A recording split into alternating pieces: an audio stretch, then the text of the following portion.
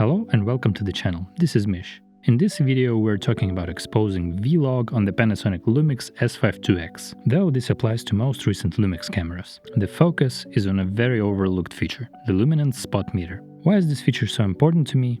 Because when you're shooting V-Log and activate the luminance spot meter, camera stops showing IRE values and starts showing stops, with 0 representing middle gray. And looking at stops while exposing actually gets you thinking about photometrics, ratios like key to fill or subject to background. And that's an essential skill for any videographer or cinematographer. Now, of course there are many tools to expose an image like zebras or false colors, but thinking in terms of ratios instead of just IRE figures is incredibly valuable. Here on screen you can see the luminance spot meter enabled. There is a body cap on the camera and no lens attached, so we get a completely black image showing -8 stops. If I remove the cap and crank the ISO, we get a blown out image showing +6.3 stops. That gives us 14+ stops of dynamic range claimed by LUMIX. Before we talk about air quotes correct exposure, let me say this. There is no such thing. Exposure is a creative tool and you can use it however you want as long as you get any visible image in the process. That said, there is such a thing as neutral exposure. Think a well-lit subject in a studio, like a news anchor. That's what I'll be aiming for in some of the examples later on. Also, I'll be exposing for skin tone, not for middle gray and not for the highlights. You don't always have a gray card with you, and exposing for highlights can lead to bad habits. So let's stick with the skin. Let's refer to the manual for the LUMIX S5IIX and look at the log recording section. Here's a chart showing 18% gray should be exposed at 42 IRE in V-Log, which is represented as 0 stops on the luminance spot meter. 90% white, like a sheet of paper or snow, should fall at +2.3 stops. For a well-lit face, we want to be between 50 and 60 IRE in Rec. 709. Definitely not more than 70. Looking at the V-Log IRE chart, that translates to about +1 to +1.5 stops for Caucasian skin tones. By the way, this is the range you can set your zebra to if that's your preferred tool. For darker skin tones, you're aiming closer to 0 to 0.5 stops. Enough theory, let's look at some real-world examples. Here's a screen grab from the camera. V-Log View Assist is on, so we're seeing a normalized Rec. 709 image in camera. Luminance spot meter shows +1.2 stops on the key side of the face and +0.2 on the fill side. That's 1 stop difference.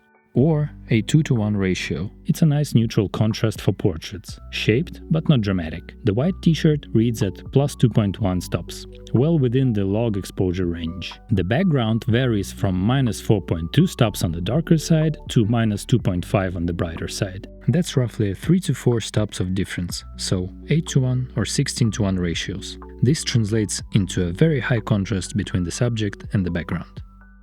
Here's the V-Log footage, now let's head into Resolve. The key to this method is consistency. If you always expose skin to around 1.2 stops, you'll get repeatable results across all shots. We are using the Panasonic V-Log to Rec. 709 LUT. In Resolve it's built in. If you're using Premiere, you'll need to download it from the Panasonic site. This is the only proper way to convert log to Rec. 709. Please don't try grading it manually. Use the technical LUT provided by your camera manufacturer. They know what they're doing and how their log curve works. Looking at the waveform in Resolve, the bright side of the face sits around 60 to 63 IRE and the fill side is in 40 to 50 range. Everything is nicely exposed. This is our final image. Now a different shot, direct sunlight hitting the subject. Again, there is no correct exposure, so I'll slightly overexpose the face since it makes sense in this context. +1.4 to 1.6 stops on the key side of the face and +0.2 on the fill side. There is a bounce board camera right. Without it, the fill drops to -0.9, so again almost a stop with a bounce.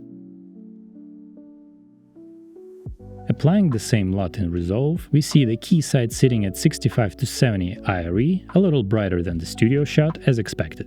The fill side sits at around 40. When we remove the bounce, it falls to about 20, much more contrasty. Again, it's a creative choice. Here's a shot in the snow, still sunlit, but this time outside. I use a variable ND to bring exposure down a bit. 1.5 on the key side, -1.3 on the fill, almost 3 stops of difference or an 8:1 ratio, so a very contrasty image.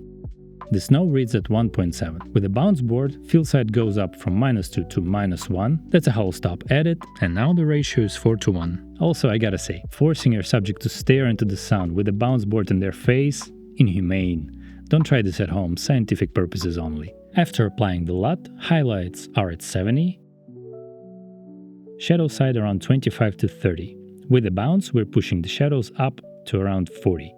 Here's the waveform in camera when exposing like this. Even on a sunny day, most of the image sits mid to low in the range.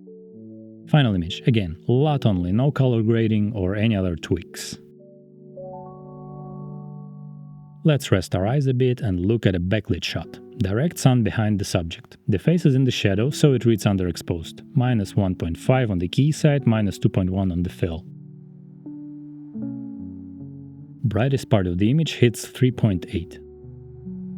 Snow is 3.1 stops and the sky is +2.3. With the bounce board, -1.0, we gained about a full stop. Applying the LUT, highlights stay within range, nothing is clipped, face is at 20 to 25 IRE, fill side around 10. With the bounce, we go up to 30-35 IRE. This is roughly how this scene looks to the eye. Very bright background, shaded face. Bounce helps with shots like this, of course. Here's the final image. Again, no grading here, only the technical LUT. Now, an overcast day. The light is soft and even. Key and fill sides of the face are almost the same, but the sun is still there behind clouds and the brightest part of the sky hits +5.4, too bright for our current exposure. Face is reading 0.6 stops, which in this case is too much for a subject in the shade. Let's see how it behaves in resolve. Face sits around 50 to 60 IRE. These are normal values for a well-lit subject, not the one in the shade. And background highlights are blown out. So we correct exposure, bring the key side to -0.6, fill to -1. Now the brightest highlights fall to +4.7, that's better. Here's the LUT applied result. Face is just below 50, fill side around 34 to 40. No bounce here, but there's room to lift the face in grading if needed. Let's try a simple correction to match the overexposed shot to the properly exposed one. I'll use this shot as a reference. Right-click, grab still. Now add a node before the LUT on the overexposed shot. Why before? Because after the LUT, the highlights are already clipped, nothing to recover.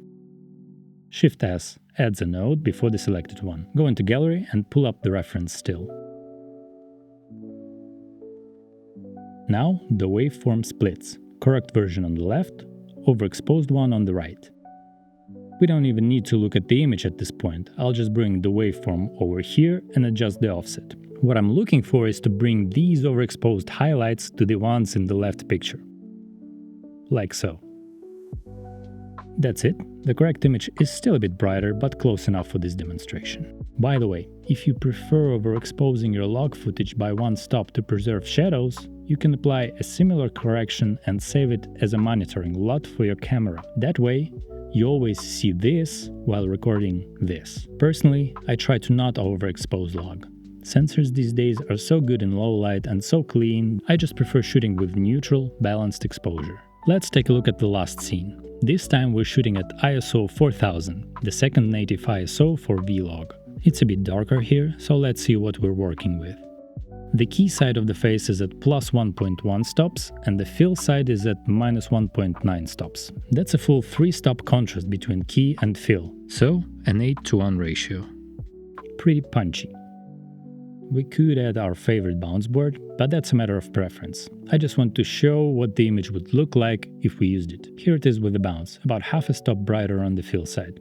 Totally unnecessary, but it's interesting to see how these kinds of change affect exposure. Alright, back to resolve. For this scene we were going for a very warm, almost orange look, just to contrast with the first studio shot that had a cool, neutral tone. Here's the waveform. The key side sits at around 55 IRE,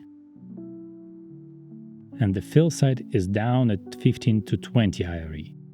After adding the bounce, fill side comes up at around 25 to 30. Still moody, but less dramatic. In the end, I'd like to say that using the spot meter to expose vlog by stops gives you a lot of control. especially when you're aiming to keep the skin tones consistent across different setups and scenes. It's super helpful for me on set. It's quick, it's accurate, and it takes a lot of the guesswork out of lighting. Whether you're going for a balanced exposure or something more stylized, it's a solid tool to have in your workflow. Hope this video was helpful and interesting. Let us know what you think in the comments. Thanks for watching, and see you in the next one.